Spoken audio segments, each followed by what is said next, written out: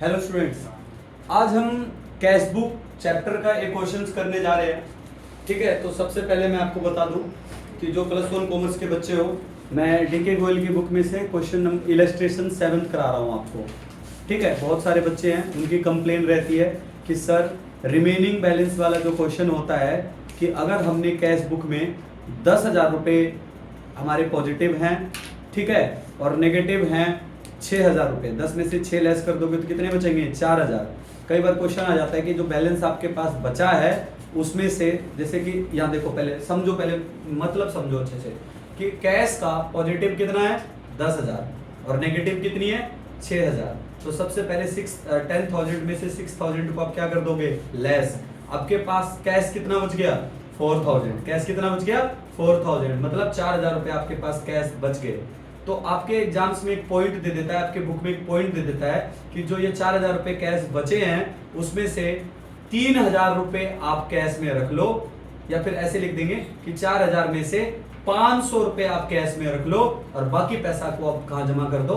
Bank में। समझ रहे हो ना मेरी बात को? इस केस पे बच्चे फंस जाते हैं और वो कंफ्यूज होकर ना क्वेश्चन गलत कर देते हैं कैश बुक का। तो किसी को कंफ्यूज नहीं होना। आज हम इलस्ट्रेशन 7 डिस्कस करने जा रहे हैं। ठीक है, उसके बाद मैं आपको होमवर्क बताऊंगा, आपको होमवर्क कर लेना, आपका ये कॉन्सेप्ट क्लियर हो जाएगा। ठीक है, आज के ही वीडियो से, आज की ही क्लास से आपका कैश बुक का मेन जो क्वेश्चंस है वो कंप्लीट हो जाएगा। उसके बाद आपकी प्रैक्टिस बच जाएंगी, आप प्रैक्टिस करो। ठीक है, और मेरा डिस्क्रिप्शन में मेरा नंबर रहेगा। अगर आप किसी को भी कंफ्यूजन हो रहा है तो आप मेरे कॉन्टैक्ट करो, मैं आपके प्रॉब्लम को सॉल्व कर दूंगा। राइट, तो चलिए आज शुरू करते हैं। इलस्ट्रेशन 7 कैश फ्लो का रिमेनिंग बैलेंस वाला क्वेश्चन है। तो आपके पास डीके गोयल की बुक होनी चाहिए, न्यू सिलेबस की बुक है, पुरानी भी होगी तो आप मैच कर लेना, आसपास ही मिलेगा, 6th मिलेगा या 7th मिलेगा, लेकिन नई बुक में ये 7th क्वेश्चन है। मैं पढ़ के बताता हूँ क्वेश्चन क्या है, तो आप ढूंढ लो इस क्वेश्चन को तुरंत। डीके गोयल की बुक में enter the following transactions in 2 column cash book with cash and bank balance of MS Sunita. ठीक है ना, तो यहाँ पे सबसे पहले 2018 कैश इन हैंड है 70,000 और बैंक ओवरड्राफ्ट है 50,000। ये वाला क्वेश्चन ढूंढ लो। मिल गया सभी को? पुरानी बुक में भी कौन सा क्वेश्चन है? ये 7। नई में भी कौन सा है? 7। सबसे पहले हम क्या बनाएंगे? फॉर्मेट। तो चलिए आइए देखिए मेरे साथ आप लोग इस क्वेश्चन को बहुत अच्छे तरीके से। पहले मैं फॉर्मेट बना रहा हूँ डबल कॉलम कैश बुक का, तो ध्यान दीजिए सभी बच्चे। डबल कॉलम कैश बुक में क्या क्या रहेगा? एक साइड डेबिट रहेगी और एक साइड क्रेडिट है। यहाँ हम लिखेंगे कैश बुक। कैश बुक बोलो, क्लियर है सभी को? 2 रहेंगे, इसके 2 साइड रहेंगे, डेट, पर्टिकुलर, उसके बाद क्या था? कैश, वाउचर नंबर और लेजर फोलियो। ठीक है, और फिर क्या रहेगा? कैश और बैंक। हाँ, यहाँ रहेगा कैश और यहाँ क्या रहेगा? बैंक। ठीक है, डेट, फॉर्मेट सबको अच्छे से क्लियर होना चाहिए। 2 कॉलम्स का, particulars, voucher number, ledger folio, right. और यहाँ क्या है बेटा? डेट। ठीक है, ध्यान से बिल्कुल बिल्कुल शांति से समझते रहो, मजा आएगा। Date, particulars. ठीक है, बहुत छोटा रह गया क्या ये? हाँ, ये छोटा रह जाएगा, रुको एक मिनट। इसको ले लो कैश, इसको ले लो बैंक, कोई दिक्कत नहीं है। यहाँ ले लो वाउचर नंबर और लेजर फोलियो। वाउचर नंबर, अच्छा पहले क्या होता है? पहले क्या होता है? वाउचर नंबर, यस, फिर लेजर फोलियो। यस, चलो गुड। पर्टिकुलर को थोड़ा बड़ा कर लें। यस, बड़ा है ये कोटेड।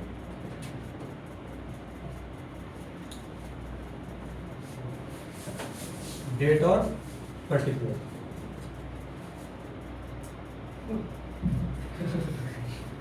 बेटे ध्यान दो, मस्करी नहीं चलेगी क्लास में। बेटा जिसने आज की क्लास सीरियसली समझ लिया ना, तो उसका कैश फ्लो की प्रॉब्लम दूर हो जाएगी, फिर खाली प्रैक्टिस रह जाएगी। राइट, तो चलिए सबसे पहले हम ओपनिंग बैलेंस लिखते हैं।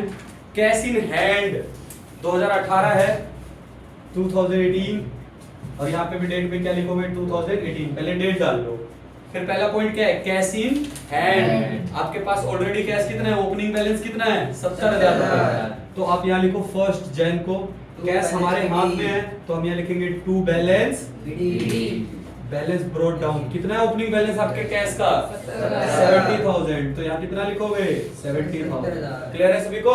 और बैंक का क्या है ओवरड्राफ्ट, नेगेटिव बैलेंस है, 1 ही जनवरी को है ना, तो उसके लिए हम यहाँ लिखेंगे by balance balance BD. Opening balance bank का जो है वो नेगेटिव है, कितने रुपए से नेगेटिव है 50,000। ओवरड्राफ्ट का मतलब ओवरड्राफ्ट का मतलब होता है आपने जो देखो सुनो ध्यान से सुनो, दो तरह के करंट अकाउंट होल्डर होते हैं, एक होता है सेविंग अकाउंट होल्डर और एक होता है करंट अकाउंट होल्डर। ठीक है, मोस्टली जो जैसे आप लोग हो जिनके नॉर्मल है, जिनका कोई बिजनेस नहीं है, उनके सैलरी वगैरह आ रही है या फिर नॉर्मल अकाउंट है, वो होता है सेविंग अकाउंट। और सेविंग अकाउंट में अगर आपके 100 रुपए जमा है ना, आप 100 रुपए ही निकाल सकते हो। लेकिन अगर कई लोग क्या होते हैं करंट अकाउंट होल्डर जो होते हैं, उनके पास जितना अमाउंट डिपॉजिट होता है, मतलब अगर उनके अकाउंट में 100 रुपए जमा है तो वो चाहे तो 120 या 130 रुपए विड्रॉ कर सकते हैं, बैंक को ये बोलकर कि ये 30 रुपए एक्स्ट्रा में विड्रॉ कर रहा हूं और इसको 1 साल के अंदर अंदर मैं आपको वापस कर दूंगा। बैंक ओवरड्राफ्ट करंट लायबिलिटी होती है, क्या होती है बेटा करंट लायबिलिटी, वो आपको विदिन 1 ईयर के अंदर अंदर बैंक को वापस करना पड़ेगा। किन लोगों को ऑथराइजेशन होता है बेटा, ये करंट अकाउंट होल्डर को। सेविंग अकाउंट होल्डर जो होते हैं वो बैंक ओवरड्राफ्ट जल्दी नहीं कराते ही है, हो ही नहीं पाएगा उनका। आई बात समझ में।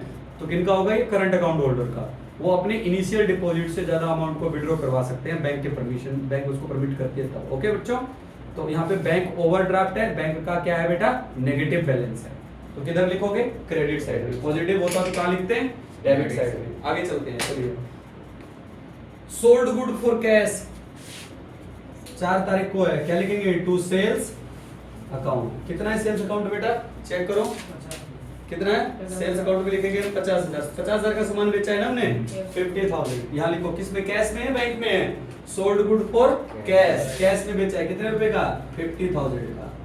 डन। उसके बाद देखो अगला क्या है cash deposit into bank. Fifth entry क्या है बेटा कैश डिपॉजिट इनटू बैंक। इसके साथ इसको अंडरलाइन कर लो और लिख लो कॉन्ट्रा एंट्री। क्या होता है बेटा ये कॉन्ट्रा एंट्री। कॉन्ट्रा एंट्री क्या है बच्चों, यहाँ जो दोनों साइड के इफेक्ट करते हो, जो पॉजिटिव और नेगेटिव दोनों को इफेक्ट करते हो। कॉन्ट्रा एंट्री आपके 2 ही मिलेगी, कितनी मिलेगी कॉन्ट्रा एंट्री 2।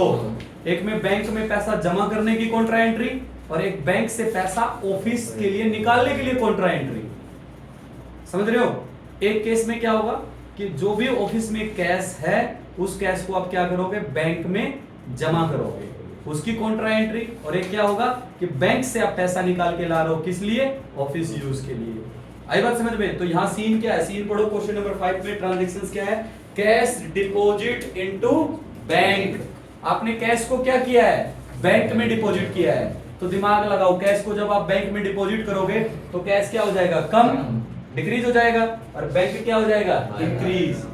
तो कितने तारीख की ट्रांजैक्शन है ये 5 जनवरी की।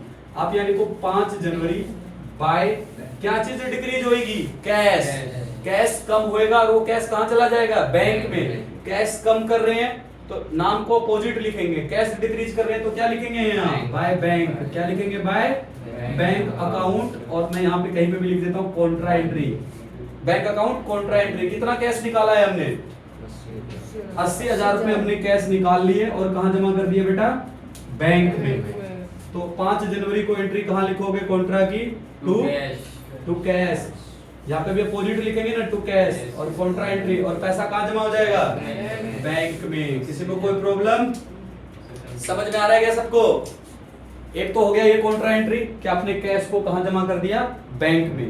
और एक एंट्री क्या हो सकती है कि बैंक का पैसा आपने निकाल लिया किस लिए कैश यूज के लिए। किस लिए निकाल लिया कैश यूज के लिए। तो वो आगे हम डिस्कस कर लेंगे। चलिए आगे बढ़ते हैं। अब बोलो क्लियर है क्या, अब आगे बढ़ जाए श्योर हो गया। एक बार मैं ना ये ओपनिंग जो एंट्री है ना इसको ब्लैक पेन से कर देता हूं ताकि तुम कंफ्यूज ना हो जाओ। ठीक है, कॉन्ट्रा मैंने ब्लू से की है, ध्यान रखना जितने भी कॉन्ट्रा होगा मैं ब्लू से कर दूंगा।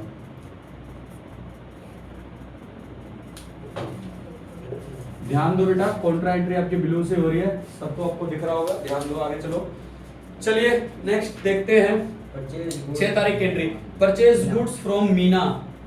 अगर किसी से हम खरीदें और उधार में खरीदें, उधार की एंट्री कैश बुक में कभी नहीं आएगी। यहाँ कैसे पता चला कि उधार में है, यहाँ किसी इंडिविजुअल का नाम है कि परचेज गुड्स फ्रॉम मीना, तो मीना कौन हो गई हमारी क्रेडिटर्स। तो यहाँ क्रेडिट सेल्स की जिक्र हो रही है, बोलो क्लियर है क्या? यहाँ अगर ऐसा लिखा होता ना कि purchase goods from Meena for cash, तो उसको कैश में समझते। फॉर कैश वर्ड नहीं लिखा और किसी का नाम लिख दिया इन्होंने केवल, तो किस में मानी जाएगी एंट्री? उधार मानी जाएगी। परचेज गुड्स फ्रॉम मीना, ये उधार की ट्रांजैक्शन से किसी भी इंडिविजुअल का, किसी भी इंसान का नाम आ जाए तो उसको उधार मान के चलो। लेकिन कैश अगर वर्ड आ जाए तो उसको क्या मान के चलना है? कैश में हुआ है। समझ रहे ना? किसी ह्यूमन बीइंग का नाम या किसी इंडिविजुअल का नाम तभी आएगा जब डेटर्स और क्रेडिटर्स क्रिएट होगा। बोलो क्लियर है? तो 6 तारीख की एंट्री आपकी नहीं होगी, परचेज गुड्स फ्रॉम मीना नहीं होगा। Cheque issue to Meena in full settlement, इसकी एंट्री होगी। मैं मीना को हमने एक चेक दिया है, पेमेंट किया है मीना को, बोलो क्लियर है क्या? तो उसकी एंट्री होएगी। क्या एंट्री लिखोगे? बाय मीना। क्या लिखोगे बेटा 7 तारीख को? बाय मीना। क्या दिया है हमने मीना को? Cheque by Meena. इसके साथ अकाउंट वर्ड मत लगा देना मीना के साथ। कितने रुपए का चेक दिया है मीना को? 28,800 का। मीना की पेमेंट कर दी हमने 28,800 की चेक के थ्रू। अब अगली एंट्री देखो क्या है उसके बाद? परचेज गुड्स फ्रॉम मीना के बाद क्या है? Cheque withdraw from bank for personal use. देखो अगर पैसा हम ऑफिस यूज के लिए निकालेंगे तो क्या कहलाएगी? Contra entry. क्यों? पैसा निकाला और कहां आ गया? कैश में, तब जाके दो साइड को इफेक्ट करेगा। यहाँ पे पैसा निकाला जा रहा है, किस लिए निकाला जा रहा है? पर्सनल यूज के लिए। तो क्या वर्ड यूज करोगे? By drawings. क्या यूज करोगे बेटा?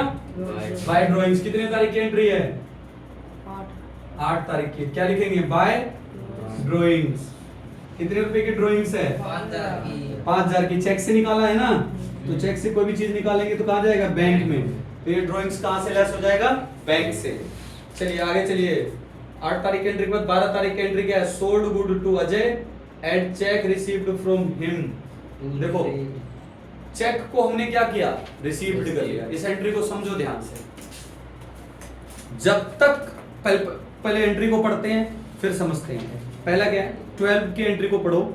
Sold good to Ajay, Ajay को हमने सामान बेचा, and cheque received from him, और उससे एक चेक रिसीव्ड हो गया। लेकिन तुम्हें पता है अच्छे से, जब तक उस चेक को हम क्या कर देते हैं? जमा नहीं कर देते। जब तक उस चेक को हम बैंक में जाके जमा नहीं कर देते तब तक उसकी एंट्री वहीं मतलब उसकी एंट्री नहीं होगी। समझ रहे हो मेरी बात को? वहां रख दे बेटा। हाँ मैं बाद में ले लूंगा इसको। देखो अब सभी बच्चे 12 तारीख को एंट्री क्या लिखा है इन्होंने? Sold good to Ajay and cheque received from him. Cheque मिला है लेकिन क्या उस चेक को अपने बैंक में जमा किया? नहीं किया। ठीक है, नहीं किया ना आपको, तो क्या इसकी एंट्री होगी आपके कैश बुक में? नहीं होगी। वो चेक कहाँ है? आपके पास है। तो उसके लिए हम अपने दिमाग में सेट करके चलेंगे कि वो चेक अभी तक हमने जमा नहीं किया है, तो कैश बुक में उसकी एंट्री नहीं होगी और वो कहलाएगा चेक इन हैंड, क्योंकि वो चेक आपके हाथ में है। Cheque in hand. जिस दिन हम उसको बैंक में जमा करेंगे उस दिन उसकी एंट्री होगी। तो बेटा 12 तारीख की एंट्री नहीं होगी। क्यों? क्योंकि वो चेक अभी तक आपने बैंक में जमा नहीं किया। अब आगे पढ़ो क्या लिखता है? Check received from Ajay deposit into bank. वो चेक कब जमा हुआ है? 17 तारीख को। 12 तारीख को वो चेक आपके हाथ में था, तो क्या बोलेंगे? Cheque in hand. उसकी एंट्री होएगी? नहीं होएगी। उसकी एंट्री कब होएगी? 17 तारीख को। क्या लिखेंगे? To cheque in hand. कितने का रहेगा चेक इन हैंड? कितने का चेक आया था? 25,000 का। पैसा कहाँ जमा करेंगे? बैंक में। समझ में आया कि चेक मिल गया हो और उस चेक को आपने जब तक बैंक में जमा नहीं करोगे तब तक उसकी एंट्री नहीं होगी। माइंड में सेट करके रखना है क्या है वो? Cheque in hand. जिस दिन हम उसकी एंट्री कर देंगे उस दिन वो क्या लिखेंगे? चेक इन हैंड, और उस दिन हमारा डिपॉजिट माना जाएगा। सबको क्लियर हुआ ये वाला पॉइंट? चलिए उसके बाद क्या है? Bank charges. क्या बच्चे? बैंक चार्जेस एक्सपेंडिचर है ना 20 तारीख की, तो क्या लिखोगे? By bank charges. कितने का बैंक चार्जेस? 500। बैंक से नेगेटिव चला जाएगा ना, ये बैंक चार्जेस है तो बैंक से कट जाएगा। बैंक में आएगा तो डेबिट और जाएगा तो क्रेडिट। बैंक ने चार्ज काट लिया तो गया। Interest charge by bank, interest ने चार्ज कर लिया 22 तारीख को, क्या लिखोगे? बाय इंटरेस्ट चार्जेस लिख दो। कितने का इंटरेस्ट चार्जेस बाय बैंक? 2500 का। तो बैंक में से कितना लेस कर दोगे? 2500 रुपए। फिर क्या? Received from cash from Subhash, received cash from sorry Ramesh. 23 तारीख को अपने रमेश से क्या किया? कैश रिसीव किया, तो ये क्या लिखोगे? टू रमेश। कितने का रमेश से पैसे लिए बेटा आपने? Received cash from Ramesh 28,000 cash मिला है कि बैंक में आया है? Cash. कैश मिला है। तो यहाँ कितना लिखेंगे? 28,000। नेक्स्ट क्या है बेटा? Paid Sunita's life insurance premium by cheque. Life insurance premium क्या होता है? ड्राइंग। लाइफ इंश्योरेंस प्रीमियम क्या होता है बेटा? ड्राइंग्स। बोलो क्लियर है क्या सभी को? By drawings 15,000। तो यहाँ देखो क्या लिखोगे? बाय कितने तारीख की एंट्री है? 28 की। क्या लिखोगे? By drawing. कितना बेटा? 15,000। बोलो 15,000। 15,000 कैश में बैंक पे चेक से तो बैंक से नेगेटिव कर दो कितना? 15,000। बोलो यहाँ तक समझ में आया सबको? चलिए उसके बाद क्या है? लास्ट एंट्री पढ़ो क्या लिखा है? Deposit into bank after retaining balance 5,000 cash in business. बोला जितना भी आपके पास कैश आया है, यहाँ देखो कह रहा है कि जितना भी आपके पास कैश आया है इस कैश में से पहले नेगेटिव वाला क्या कर दोगे? लेस। पॉजिटिव में से पहले क्या हो जाएगा? Negative less. तो आपको पता चलेगा कि आपके पास टोटल अब एक्चुअल में कैश कितना बचा है। जितना भी कैश बचेगा उसमें से 5,000 बोला है आप कैश रख लो और बाकी पैसा को क्या कर दो? बैंक में जमा कर दो। बोलो क्लियर है क्या सभी को? तो चलिए हम बनाएंगे इधर वर्किंग नोट। वर्किंग नोट ध्यान दीजिए सभी बच्चे, ठीक है? वर्किंग नोट समझिए अच्छे से, क्योंकि बिना वर्किंग नोट की बात बनेगी नहीं आपकी, है ना? वर्किंग नोट बिल्कुल अच्छे से देखना है सबको। वर्किंग नोट में सबसे पहले जोड़ो पॉजिटिव कैश 70,000, 70, 50 और इसको जोड़ दो। टोटल देखो कितना हो जाता है आपका। चलिए फटाफट हम जोड़ते हैं। पहले पॉजिटिव कैश, पहले यहाँ मैं आपको एक माइंड मैप बना देता हूँ। लिखो पहले पॉजिटिव कैश कितना है? पॉजिटिव है 70,000 प्लस 50,000 प्लस 28,000। तो आपके पास पॉजिटिव है 1,48,000। उसमें से नेगेटिव वाला क्या कर दोगे? लेस। नेगेटिव कितना है? केवल 80,000। नेगेटिव जितना भी होगा उसको टोटल करके क्या कर देंगे? लेस। तो अब आपके पास एक्चुअल कितना बचेगा बताओ? अब आपके पास एक्चुअल बच गया 68। कितना बच गया बेटा? 68,000 कैश आपके पास एक्चुअल में बच गया। बोलो क्लियर है क्या? इसमें से कितना बोला है रिमेनिंग करना है? रिटेन कितना करना है? 5,000 रुपए बोला कैश में रख लो भैया, और बाकी 63,000 को आप क्या कर दो? कैश से निकाल के कहाँ जमा कर दो? बैंक में। तो अगर हम कैश निकाल के बैंक में जमा करेंगे तो क्या कहलाएगी ये? Contra entry. दोबारा समझाता हूँ। ये है आपका पॉजिटिव कैश। पॉजिटिव कैश कितना है? 48,000। सबको क्लियर है? पहले पॉजिटिव में से क्या लेस करोगे? नेगेटिव। लेस कर दोगे नेगेटिव? अरे बोलो। हाँ, नेगेटिव लेस हो जाएगा। फिर जो कैश आपके पास बच गया 68,000, उसमें से कितना कैश रखना है? 5,000। 5,000 कैश क्या कर दो? लेस कर दो। उसके बाद आपके पास क्या बच गया? 63,000। समझ में आ रहा है ना? पहले पॉजिटिव में से नेगेटिव लेस, फिर जो एक्चुअल कैश बचेगा उसमें से जितना रिमेनिंग रिटेन करना है उतना लेस कर दो। फिर आपको पता चल जाएगा कितना कैश हम निकाल के बैंक में जमा करेंगे। तो कॉन्ट्रा एंट्री करेंगे किस डेट को करेंगे बेटा? 30 को। 30 तारीख को हम क्या लिखेंगे? बाय। हमको क्या निकालना है? कैश निकालना है। तो क्या वर्ड यूज करेंगे? Bank. By bank account contra entry. कितने रुपए निकाल लिए? 63 निकाल लिए। कहाँ जमा करेंगे? बैंक में। कितने तारीख को? 30 जनवरी को। क्या लिखेंगे? To cash account contra entry. पैसा कहाँ जमा होगा? बैंक में। कितना जमा होगा? 63। बोलो इतना काम आ गया सबको? उसके बाद मैंने आपको क्या सिखाया था? जब आपका क्वेश्चन कंप्लीट हो जाए तो आप इसको यहाँ तक क्लोज कर लो। बोलो क्लियर है ना? तरीका सीख लो बेटा क्लोजिंग का, और इसको भी क्लोज कर दो। आया बात समझ में? क्लोजिंग देख लो फिर से अच्छे से। यहाँ क्या लिखेंगे? Total receipts. क्या लिखेंगे बेटा? Total receipts. और इधर क्या लिखेंगे? Total payment. Total payment. Total payment. Total receipts और टोटल पेमेंट। देखो ध्यान दो, टोटल रिसीप्ट्स और टोटल पेमेंट। टोटल रिसीप्ट्स और इधर क्या लिखेंगे? Total payment. जोड़े अब कितना कितना है? सभी का जोड़ दो फटाफट। 70,000 प्लस 50,000 प्लस 28,000। इसका कितना हो गया? 1,48,000। इसका टोटल मारो। 80, 25,000, 63,000। इसका टोटल हो गया 1,68,000। बोलो क्लियर है क्या? अब उधर आ जाओ। 80,000 प्लस 63,000। इसका टोटल कितना हो गया? 1,43,000। और उसका देखो बेटा 50,000 plus 28,800 plus 5,000 plus 500 plus 2,500 plus 15,000। इसका हो गया 1,01,800। अंडरस्टूड है क्या सभी को? सही है क्या टोटल? चेक करो। यस भैया। सही है ना? कोई गड़बड़ी तो नहीं कर रहा मैं? चेक करो अच्छे से एक बार इसका टोटल फिर से। 50,000 प्लस 28,800 फिर 5,000 फिर 500 फिर 2,500 और फिर 15,000, है ना? यही है ना? हाँ ठीक है मेरा आंसर। अब देखो अब क्लोज करने की बारी आ गई। क्लोज कैसे करते हैं ध्यान से सुनो और समझो। क्लोजिंग की अगर बात करूं, अब पहले कैश को देखो। कैश का टोटल कितना है? 148। उधर कितना है? 143। जो ज्यादा है उसको क्या कर देंगे? क्लोज। क्लोज करने के लिए आपको पता है एक सिंगल लाइन ड्रॉ करेंगे, फिर सेम इसी अमाउंट को ऐसे लिखेंगे और फिर डबल लाइन से इसको क्या कर देंगे? क्लोज।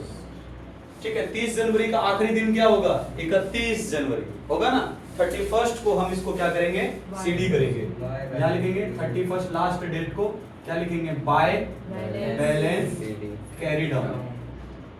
1,48,000 में से 43 घटाएंगे कितना आ जाएगा? 5,000। फिर इस पे भी एक लाइन ड्रॉ करेंगे, 1,48,000 हो जाएगा और इसको क्या कर देंगे? क्लोज। बोलो क्लियर है सभी को? चलो बैंक का देखो। बैंक का क्या है? बैंक का टोटल है 168 और नेगेटिव कितनी है? 1,01,000। मतलब यही ज्यादा है ना, तो जो एक्सेस है उसको क्लोज कर दो। इसको क्लोज कर देंगे तुरंत। आ रही बात समझ में सबको? यहाँ कितना हो जाएगा? 1,68,000। अंडरस्टूड है सभी को? किसी को कोई प्रॉब्लम नहीं? उधर जाएंगे तो ये डेट तो 31 जनवरी ही है, बाय बैलेंस सीडी लिखा ही है, खाली क्या करेंगे? फिगर पुट कर देंगे। बोलो क्लियर है ना सभी को? हाँ। तो कितना आ जाएगा देखो? 168 माइनस 1,01,800। आंसर आ रहा है 66,200। और फिर इसको भी क्या कर देंगे? क्लोज। 1,68,000। बोलो समझ में आ गया क्लोज करना? दोबारा बताएं? नहीं, जो ज्यादा है उसको क्लोज कर दो और सेम डेट को दूसरी तरफ बैलेंस शीट कर दो। अब देखो बैलेंस शीट उधर हुआ है तो अब आपका क्वेश्चन कंप्लीट तब माना जाएगा जब आप इसका क्या कर दोगे? Balance BD. बैलेंस बीडी किस दिन होगा? नेक्स्ट डे, अगले मंथ के शुरुआत में। अगले मंथ की शुरुआत कब होगी? 2018 फर्स्ट फेब को होगा ना? तो क्या लिखेंगे उसके लिए? सीडी उधर है तो बीडी क्रॉस में लगेगा। To balance brought down. Cash का कितना है? 5,000 कैश है आपके पास और बैंक में कितने पैसे हैं? 66,200। इस तरह से ये क्वेश्चन आपका कंप्लीट हो जाएगा। बोलो क्लियर है क्या? अगर आपको ये क्वेश्चन समझ में आ गया है तो इस बेस पे मैं आपको होमवर्क दे रहा हूँ, उस होमवर्क को ट्राई करो। उसके बाद एक और वीडियो बना दूंगा कैश बुक क्लियर। इस क्वेश्चन के बेस पे मैं क्वेश्चन दे रहा हूँ, चेक करो कौन कौन सा है होमवर्क में। 6th illustration. 6th illustration homework में लिखो। डीके गोयल की बुक है 6th इलस्ट्रेशन। इसमें कैश इन हैंड है 4,000। मिल गया सभी को? 7th मैंने आपको कराई दिया। इस बेस पे आप करो 8th का ए इलस्ट्रेशन होमवर्क, 8th का बी इलस्ट्रेशन, 9th इलस्ट्रेशन और 10th इलस्ट्रेशन। बोलो क्लियर है क्या? चलिए जस्ट अभी आप लोग ट्राई कीजिए 11th इलस्ट्रेशन। अभी कौन से क्वेश्चन सबको ट्राई करना है? 11th कर लो और 11th तक आप प्रैक्टिकल कर लेना। डीके गोयल से बुक से 11th तक प्रैक्टिकल कर लो। आज का वीडियो आपके लिए वर्थ इट हो जाएगा। और जिसने होमवर्क नहीं किया खाली वीडियो देखने से उसकी कहानी सेट नहीं होने वाली बेटा, उसको कैश बुक नहीं आने वाला। कैश बुक के लिए आपको सबसे पहले क्या करना है, जो मैंने बेटे सुनो सभी, कैश बुक के लिए आपको क्या करना है सबसे पहले। आज मैंने आपको 7th कराया, 6th इलस्ट्रेशन होमवर्क दिया, 8th का ए दिया, 8th का बी दिया, 9th दिया, 10th दिया और 11th दिया। केवल इलस्ट्रेशन करना है अभी सबको, अभी प्रैक्टिकल कोई मत करो, अभी केवल क्या करो? इलस्ट्रेशन। कल की क्लास का जो वीडियो बनाऊंगा उसके बाद आप प्रैक्टिकल कर लेना, कोई दिक्कत नहीं है। लेकिन आज केवल क्या करके लाओगे सभी? इलस्ट्रेशन। और अभी जस्ट ट्राई करो, तब जाके इस क्लास को ऑफ करना। अगर आपने मेरा वीडियो पूरा देखा है तो अभी आप एक क्वेश्चन ट्राई करो 11th। जो क्वेश्चन क्या है? Enter the following transactions in cash book with cash and bank column, also pass necessary entry in the journal। Journal मत करना, केवल कैश बुक बनाओ जिसमें बैंक ओवरड्राफ्ट है 12,000 और कैश इन हैंड है 2300 रुपए का। बोलो क्लियर है? ये वाला क्वेश्चन ट्राई करो। ओके बच्चों? और कोई भी दिक्कत लगे तो डिस्क्रिप्शन में नीचे मेरा कॉन्टैक्ट नंबर मिलेगा, आप मेरे से कॉन्टैक्ट कर सकते हो और अपनी प्रॉब्लम को सॉल्व कर सकते हो। Okay, have a nice day बच्चों, ठीक है, लगे रहो।